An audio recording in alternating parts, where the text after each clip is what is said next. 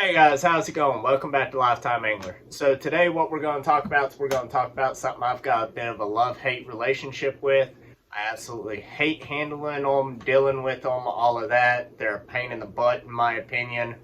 But I love how effective they are, so I still use them. What we're talking about is we're talking about treble hooks. And I've got a whole host of stuff I'm going to show y'all out here. What I'm going to try and do is I'm going to have pictures pop up on the screen to show you rather than me holding each and everything up. But starting out, if you don't know what a treble hook is, it's basically going to be a set of 3 J hooks that are all just welded together here at the shank, and it comes up to one eye. The beautiful thing about a treble hook is instead of 1 point to grip a fish, you've got 3. It means your odds of hooking a fish if he hits that lure bait is 3 times higher. The pain in the butt about it is, well, that's 2 more points. Anyway, 3 points instead of 1 point that you can hook yourself with. I'll flat out say it, if you don't have access to a pair of nail nose pliers or some sort of fishing pliers, forceps, something like that to help aid removing these hooks, I don't recommend you fish with them at all.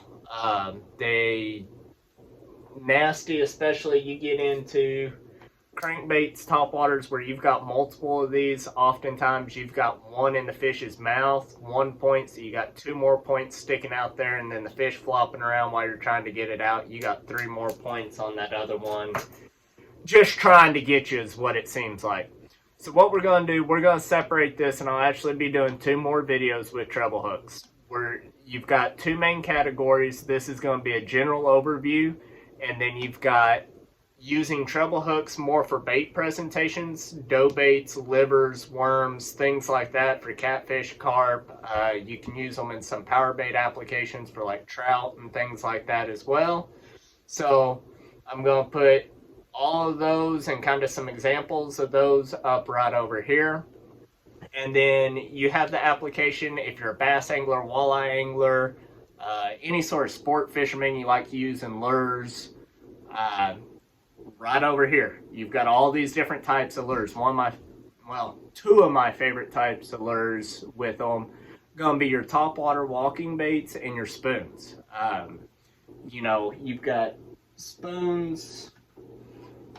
A lot of times you got a little treble hook hanging off of it. If you're doing trout work, panfish work, small creeks, rivers, these little road runners, spinners, well, guess what's behind all that feather and fluff? A little treble hook.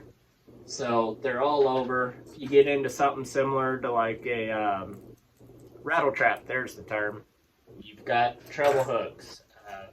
Swim baits, you got treble hooks. But so what you need to know is they are effective. Something you do have to be mindful about with them is if you hook a fish, you want a rod that's got a little more bend to it than normal, because it is easy to pull a treble hook straight or pull it out of the fish's mouth. You lose the fish. Nobody likes losing fish. Make you say some things you ain't proud of if it feels like a good fish and all of a sudden, man, he's not there. The other thing is you've got 2 main types of bend, is what I'll call it on a treble hook. You can get just regular round bend treble hooks, which is what a lot of people are familiar with, or you can get into EWG, extra wide gap treble hooks. What you got there is, let me get this piece of paper again. You're going to have a point that comes out and looks more like an extra wide gap worm hook. For you guys that do a lot of bait fishing, you might not understand what I'm talking about. Guys that do bass fishing and have fished soft plastics, flipped worms, things like that, you know exactly what I'm talking about, and that's going to relate more to you.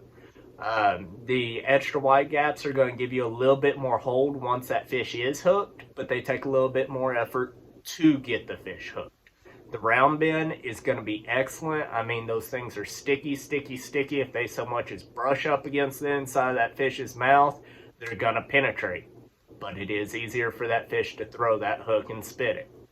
But anyway, guys, a brief intro into treble hooks. Down in the comment area below the description, there we go. If you'll go down there, tell me either what you love or hate about treble hooks. Do you like using them? Do you dislike using them? And if you do use them, what do you use them for the most often?